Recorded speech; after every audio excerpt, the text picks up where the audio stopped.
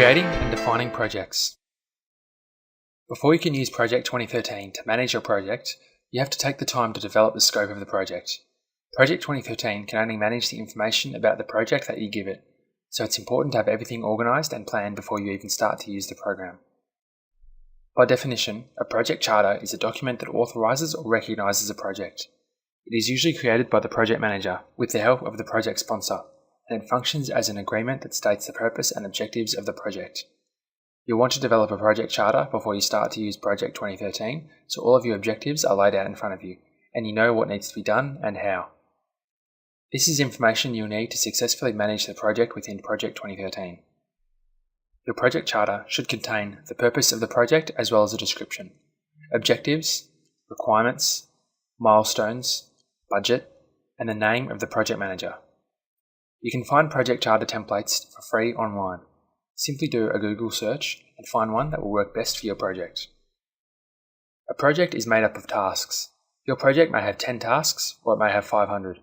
Tasks are steps that must be completed. Each task moves you one step forward to completing the project. We can use the analogy of a staircase to better explain the relationship between tasks and projects. You want to build a stairwell, and you know that it must contain 20 steps. However, you have to build one step at a time in order to reach the top and complete the stairwell. Think of the tasks as the steps to get you where you want to go with the project. That said, your tasks must be planned out in order for your project to be successfully completed. If you want, you can open up Project 2013, create a new project, and immediately start entering tasks. You can plan and create your entire project within Project. However, for larger projects, this is typically not a successful way of doing things, because you may overlook a task that needs to be done. You're more focused on entering data into the program and populating it with the tasks, instead of planning tasks to manage with the program so the project is successfully completed. The fact is that tasks need to be planned out just as much as projects do. What tasks must be completed before other tasks begin? This question, as well as others, will be the ones you want to answer before you start inputting information into Project 2013. You have to plan before you can manage. And you have to realise that Project 2013 is a project management program. You still have to plan.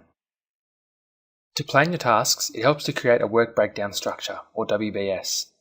This will be a visual representation of the hierarchy of the tasks associated with your project. You create a WBS by looking at the project as a whole, breaking it down into large parts, breaking those large parts into smaller parts, and breaking down those smaller parts until you have the exact deliverables, or tasks. In other words, what do you have to do to accomplish a large part of the project? What do you have to accomplish in order to accomplish these things? You can use an organisational chart or an outline to create a WBS. When you want to start a new project in Project 2013, you have two choices. You can either open a blank project in the Backstage view or use a project template, as we learnt in the last lesson. When you open a new project, the project will open in the Gantt chart view by default. This project is blank.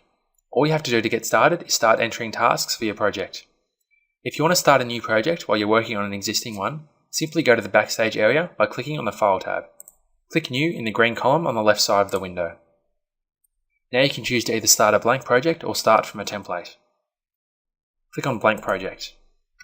The new project appears in the Project 2013 window. Once you create a project, you can start entering information about the project. This information can include the start or end date of the project, as well as other details.